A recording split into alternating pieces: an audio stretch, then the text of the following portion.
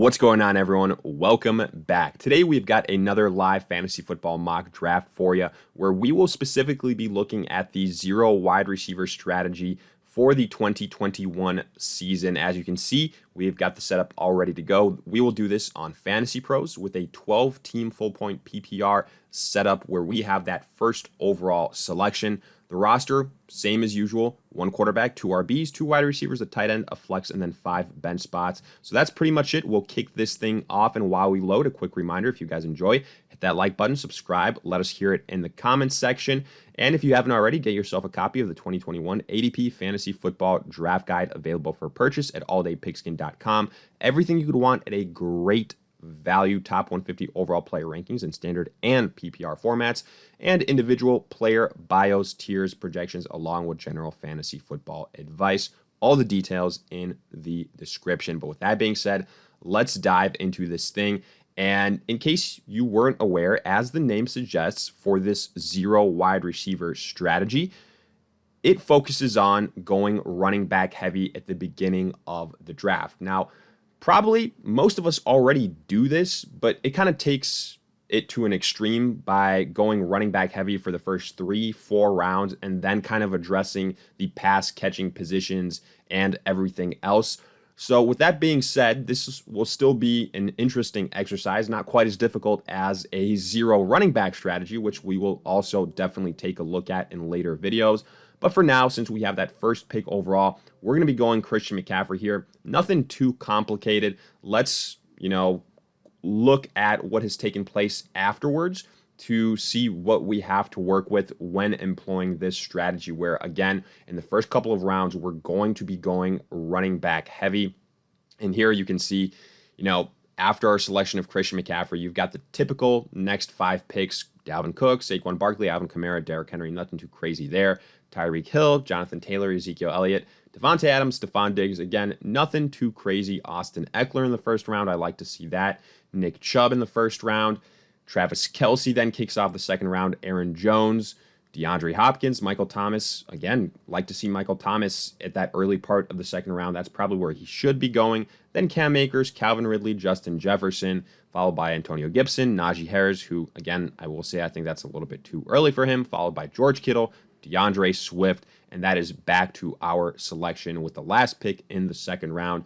I will say I think George Kittle being selected there in the second round, it's probably a little bit too early, but hey, look, the point of this video is to specifically look at the zero wide receiver strategy. So we're more so going to be focusing on our roster here and what we have available to us and what we would do if we weren't really employing the zero wide receiver strategy, because we already got Christian McCaffrey.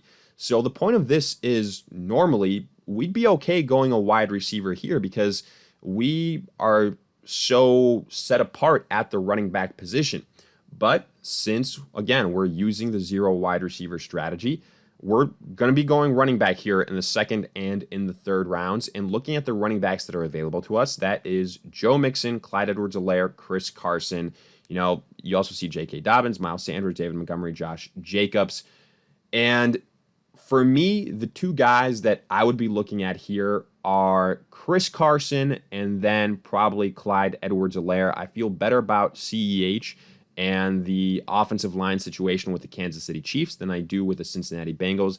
Yes, Mixon probably has a higher upside than CEH, but I do think the floor for Clyde Edwards-Helaire is higher, and at this point in time, I'm going to go with the safer play. So my next 2 picks will be Clyde Edwards-Helaire, like I mentioned, and then Chris Carson, who are my next 2 best ranked running backs. So there we go, Clyde Edwards-Helaire with the first pick, followed by Chris Carson. And again, as you can see, the suggestion isn't necessarily all that high for a Chris Carson or maybe even a running back compared to going a wide receiver, something like that.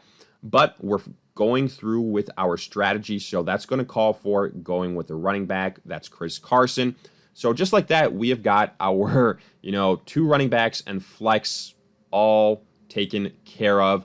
Now, the question is, at what point in time do we translate into kind of normal drafting and start looking at the wide receiver position, start looking at the tight end position, etc., etc.?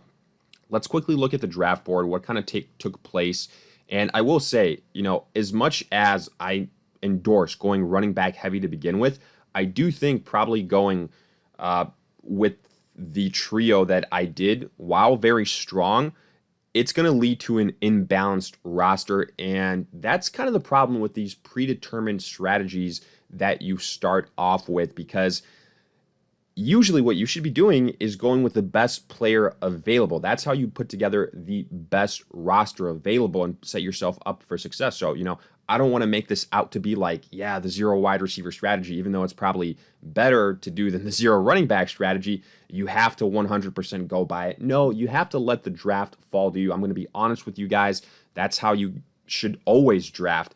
But here, again, for the sake of the exercise, this is what I'm going to do. I'm going to go 4 rounds running back heavy, and then we're going to go starting off the 5th round with other positions. So that means, again, we're going to be going a running back at this point in time. And the best available talent, David Montgomery, Kareem Hunt, Mike Davis. At this point in time, I would probably go David Montgomery. Yes, I don't think he will duplicate his stats from last season, but I think he has the highest upside out of all these guys. So we just got a bench player at this point in time, which I don't like to do, but hell, with these type of strategies, that's what you do. You overload on one position to get that depth and then kind of address the other players afterwards. So now that we've gone, for the sake of this exercise, through with our zero wide receiver strategy in the first 4 rounds, we can start looking at the pass catchers. And this is where it gets difficult. If I were doing things differently here, again, I want to point out, I would definitely be going pass catchers with these last 2 picks. I would have gone probably with a DJ Moore and then a Tyler Lockett, something like that. But in this case, it's going to be only one of those 2 picks will be a wide receiver. And that wide receiver will probably be DJ Moore, because I do like his, probably more consistent play throughout the season than a Tyler Lockett, especially in PPR scoring. So we'll add him. And yes, this is tough because we have Christian McCaffrey and DJ Moore, very Carolina dependent. But you got to go best player available when you set yourself up for one of these strategies. And that's kind of the situation we're in here. Now, again, I can show you guys the draft board, but for the sake of this exercise, what you care about is our team and what we might have done instead. And I've kind of already gone over that. I wouldn't have gone 4 running backs to begin with, probably wouldn't have gone 3 running backs to begin with.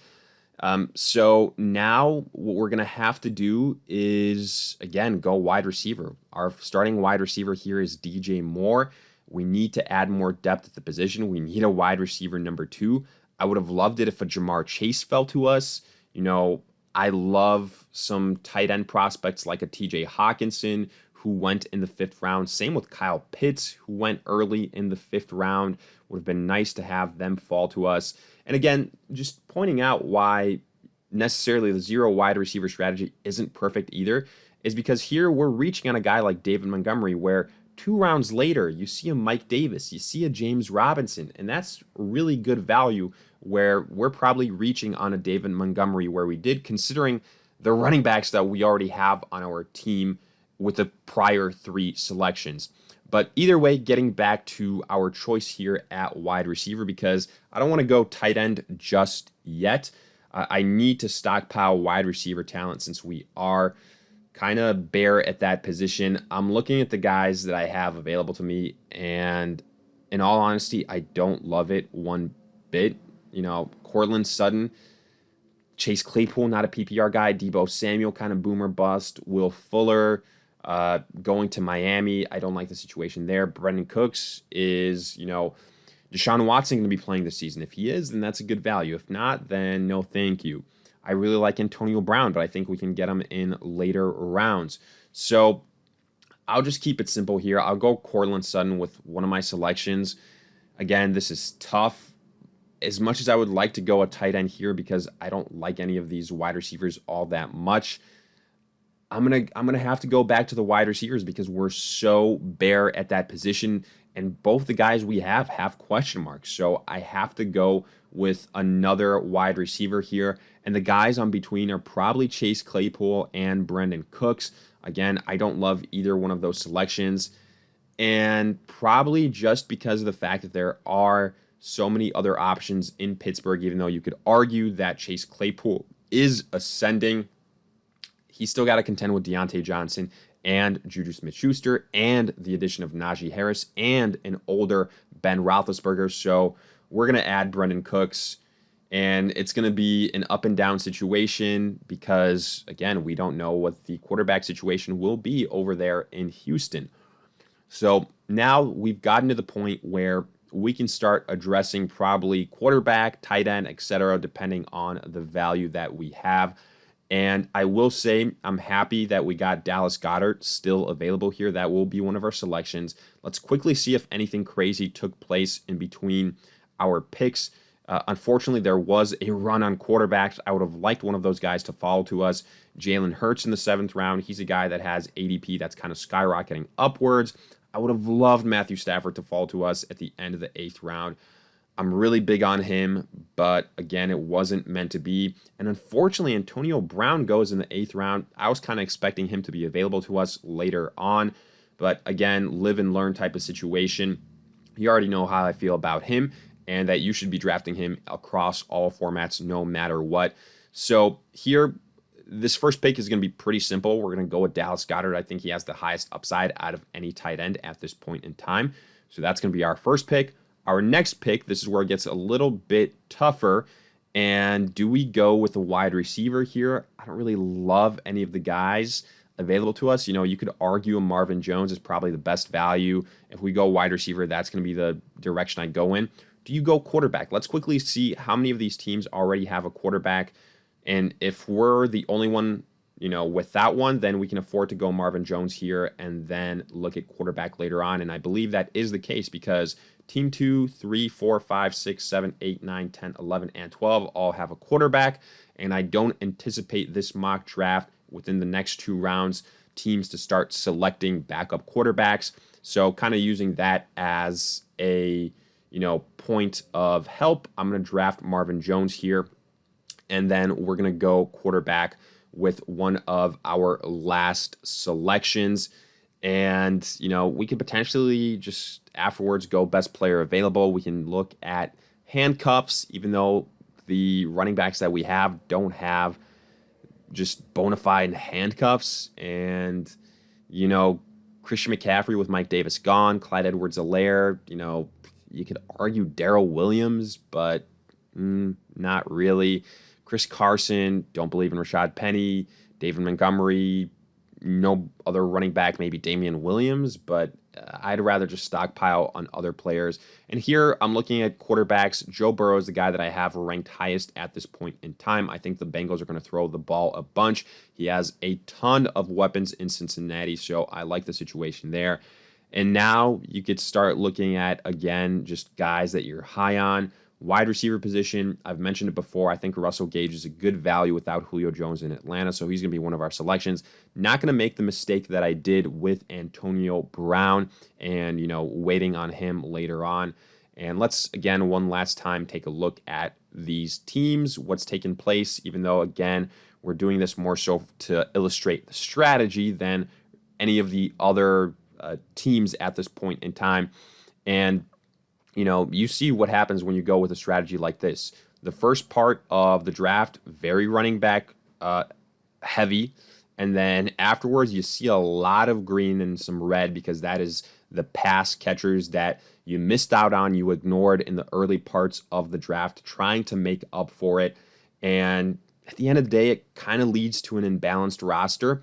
So that does beg the question, you know, what draft spot would precipitate the best zero wide receiver, zero running back strategy?